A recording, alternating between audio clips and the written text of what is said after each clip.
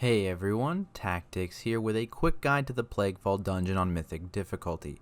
As in my other videos, I'll go over the dungeon specific covenant bonus, each boss's abilities, as well as any relevant trash mobs you should be aware of. If you enjoyed this video, please make sure you like and subscribe for more Warcraft content like it, and let's jump into it starting with the bonus provided by Necrolord Covenant members. Throughout the dungeon there will be several different slime mobs that, when the Necrolord Fleshcraft ability is channeled on them, will provide short 3-minute aura buffs to the player that buff nearby allies. Gushing slimes grant a chance for your attacks to deal additional nature damage, pestilent slimes grant a 15% haste buff, and congealed slimes grant a 10% damage taken reduction. If multiple slimes are nearby when using Fleshcraft, you can get multiple auras, so keep that in mind. From there, let's look at the bosses, starting with Globgrog. He will target a random player with the frontal cone slime wave, so make sure you move out of it.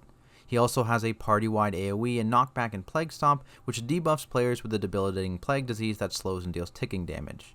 At full energy, he will cast Beckon Slime, which causes 3 small and 1 big slime to spawn around the room, which will need to focus kill or hard CC, as if they reach Globgrog he will consume them and heal.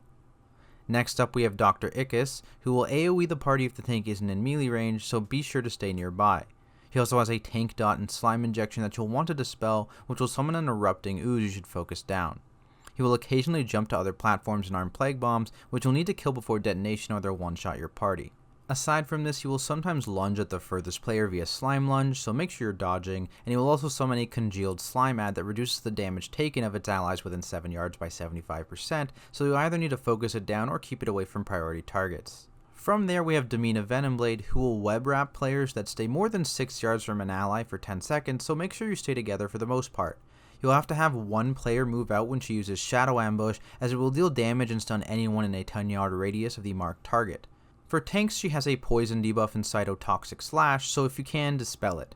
At 100 energy, she'll spawn several invisible brood assassins who have their area shown by a circle of web on the ground. You'll want to AoE in these circles until they're revealed and then kill them, otherwise they will just spam assassinate on random group members. Last up we have Margrave Stradama, who again deals party damage if the tank isn't in melee, so stay close. In addition to this, he will summon malignant spawn ads who will put a circle on the ground and touch of slime that the tank must soak, otherwise it deals huge party damage. There's also the infectious rain channel, which just puts a stacking disease dot on all players, so dispel it if you can. Occasionally the boss will disappear and begin causing tentacles to use Plague Crash against the party, which you just have to dance to avoid. Aside from that, there's little Plaguebound devoted ads, which just melee so you can cleave them down with the boss. Moving on, we have important trash mobs, starting with a few you'll see at the beginning of the dungeon. Fungi Stormers will cast Fungi Storm to deal party-wide damage, which you can stun or CC to stop. Decaying Flesh Giants will put puddles on the ground, which you just need to move away from. Fungal Mancers will buff nearby allies via Wonder Grow, so make sure you kick it, and Pestilent Harvesters will disease a target with the interruptible Hurl Spores, and summon a Doom Shroom that will explode, so move away from it. Just before the first boss, you'll encounter a couple Plague Belchers who share some of Globgrog's abilities. They too will cast Beckon Slime, summoning slimes and healing if they reach them.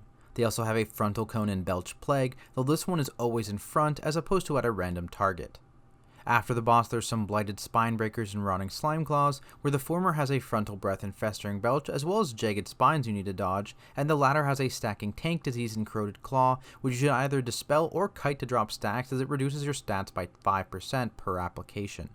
Rotmarrow Slimes are also present here, which will just spam cast Corrosive Gunk, stacking a dot on all players, so interrupt, CC, and nuke them down quickly. Slime tentacles are spread throughout the dungeon, and just like with a couple of the bosses, your tank needs to stay in melee or they'll use Vile Spit on the entire party.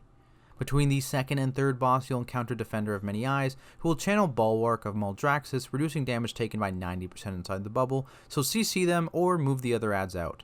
In the same area, Brood Ambushers have Enveloping Web, which you need to move out of or be rooted, and Venomous Snipers have a Frontal Cone and Venom Piercer that you should be aware of. But that is it for my quick guide to Plaguefall on Mythic difficulty. If you found this video useful, please make sure you like and subscribe to be notified when I post more Warcraft content. If you're interested in more guides, I'll be putting out similar quick guides to all the bosses in Castle Nathria shortly after the raid opens, so keep an eye out for those. I'll also be creating more in-depth Keystone Master Guides for all the new Shadowlands dungeons once Season 1 starts. If you want to keep up to date with me, you can follow me on Twitter or check me out on Twitch, both at Tactics. As always, thank you all so much for watching, and I will see you in the next video.